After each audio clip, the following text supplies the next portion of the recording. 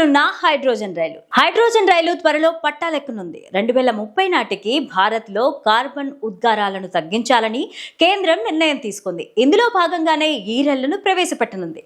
ఈ ఏడాది డిసెంబర్లో ఈ రైలు ట్రయల్ రన్ నిర్వహించనున్నారు. ఇప్పటికే వందే భారత్ రైళ్లు అందుబాటులోకి వచ్చాయి. ట్రయల్ రన్ విజయవంతమైతే 2025లో ఈ రైలు ప్రయాణికులకు అందుబాటులోకి వస్తోంది. జింద్ సోనిపట్ మార్గాల్లో తొలిసారిగా ఈ రైలు ప్రవేశపెడతారు. 89 కిలోమీటర్ల దూరం ఈ రైలు ప్రయాణిస్తుంది.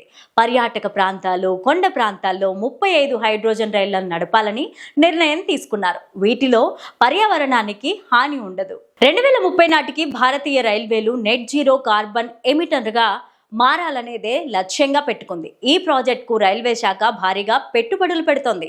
ఈ ఏడాది బడ్జెట్లో 35 హైడ్రోజన్ రైళ్ల కోసం 2,800 కోట్లు కేటాయించారు.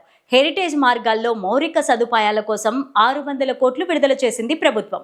అదేవిధంగా డీజిల్ ఆధారిత డెమో రైళ్లను హైడ్రోజన్తో నడపాలని కూడా ఒక ప్రాజెక్ట్ ప్రారంభించింది. దీనికి 111.83 కోట్లు కాంట్రాక్ట్ను అప్పగించారు. రైల్వే స్టేషన్లో సోలార్ విద్యుత్ ప్లాంట్లను సైతం ఏర్పాటు చేస్తోంది. ప్రస్తుతం భారతీయ రైల్వేకు అత్యంత ప్రతిష్టాత్మకంగా మారిన ఈ ప్రాజెక్ట్ సక్సెస్ అయితే పర్యావరణానికి మరింత మేలు జరగనుంది. ఈ ప్రాజెక్టుతో జర్మనీ, ఫ్రాన్స్, స్వీడన్, చైనా తర్వాత హైడ్రోజన్ రైళ్లను నడుపుతున్న 5వ పెద్ద దేశంగా ప్రపంచంలోనే భారత్ ఘనత దక్కించుకోనుంది.